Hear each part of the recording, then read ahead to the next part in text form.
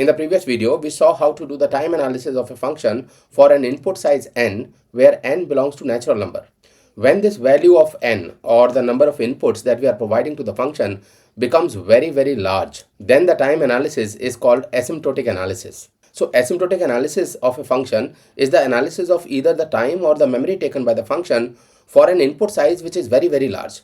When I say very large, I mean n tending to infinity. We are interested in this asymptotic analysis because we want to check how the running time of the function, in particular the worst case running time of the function, increases when the input becomes very large. This is called the growth of the function. There are 5 notations that we use to represent this asymptotic growth of a function.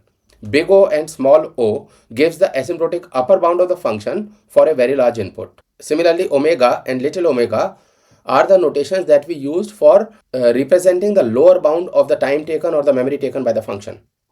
And theta is the tighter bound, which is both lower and upper.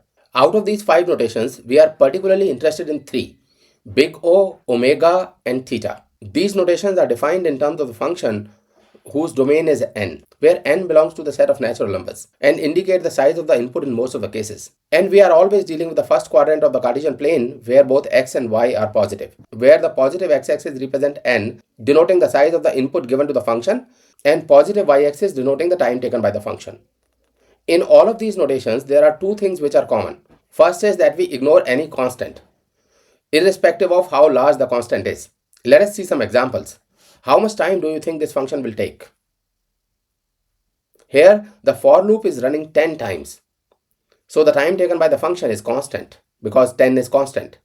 If I increase this 10 and make it equal to 10,000, how much time do you think now this function is taking? This function is again taking constant time, but the constant is large because the for loop is executing 10,000 times. Even if I change this number and make it equal to 1 million, it will still be called constant because it does not depend on any input. So the function is still taking constant time even though the constant is very large. Compare the 2 functions. In the first function, we are printing hello 10,000 times.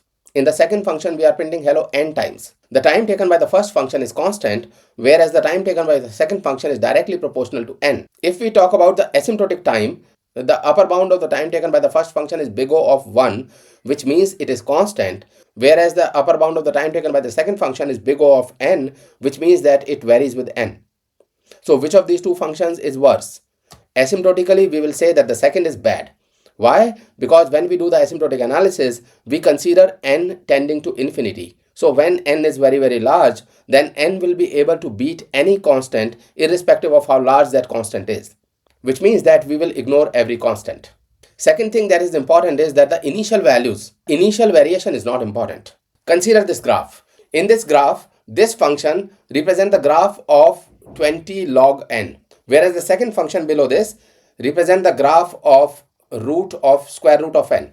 So the line that is going above is representing the graph of 20 log n function, whereas the line which is below is representing the graph of square root of n. If these 2 are representing the time taken by 2 functions, then you can see that for a smaller value of n, which is the input size, the first function is taking more time than the second function. But if we increase the value of n, you will see that the second function will beat the first function in time for larger values of n.